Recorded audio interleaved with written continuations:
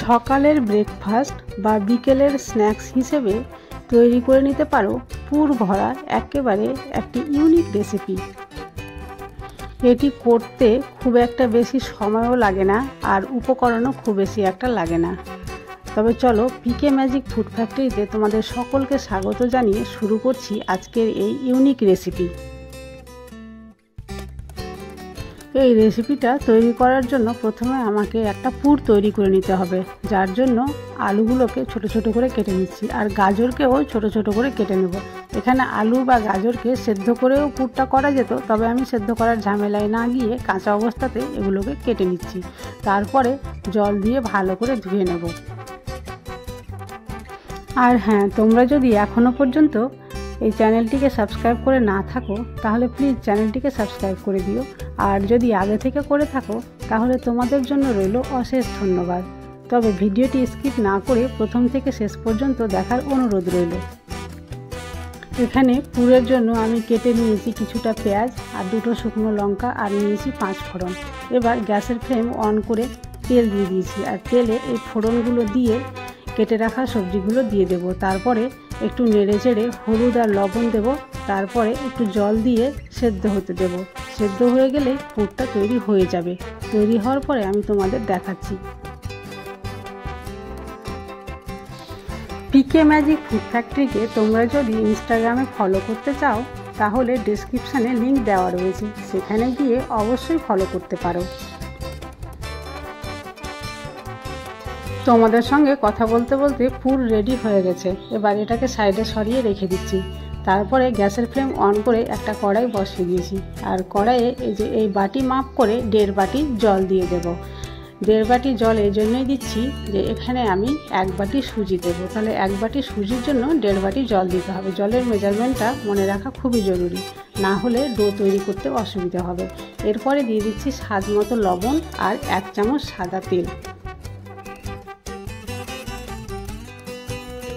এরপরে জলটা ভালোভাবে ফুটে উঠলেই এখানে 1 বাটি সুজি দিয়ে দেব, যে বাটি দিয়ে মাপ করে জল দিয়েছিলাম। এবার সুজিটা দেওয়ার পরে অনবরত নাড়তে হবে। নাড়তে নাড়তে একটা ডো তৈরি করে নেব। সুজির ডো রেডি হয়ে গেছে। এবার এটা একটা থালায় নিয়ে নিয়েছি আর এটাকে গরম অবস্থাতে এইভাবে হাত দিয়ে একটু মথে নিতে হবে। তারপরে এটাকে আমি 2 ভাগে ভাগ করে দিলাম। একটাতে একটু ফুড কালার দিয়ে দিচ্ছি। ফুড কালারটা অর্গ্যানিক ফুড কালার, এটাতে কোনো ক্ষতি হবে না।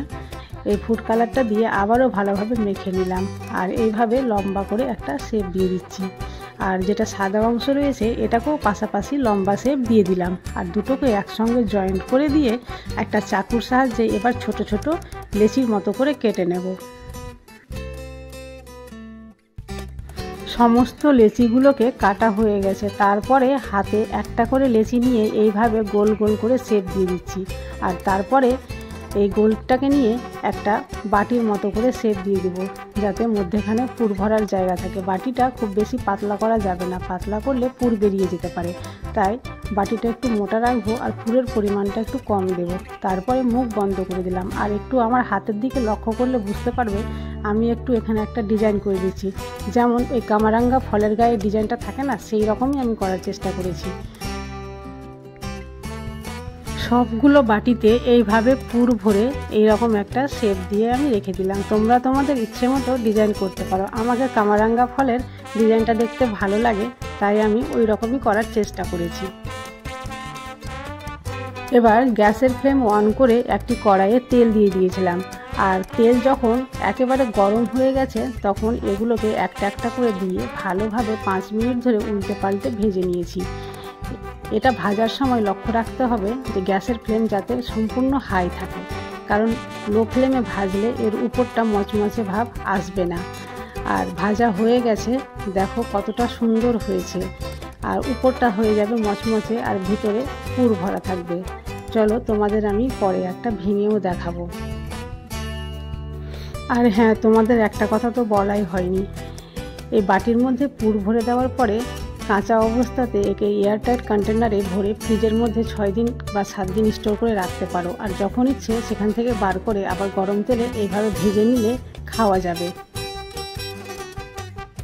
আজ তাহলে এই পর্যন্তই। কাল আবার দেখা হবে অন্য কোনো ভিডিওতে। ততক্ষণ পর্যন্ত তোমরা সবাই সুস্থ থাকো, ভালো থাকো।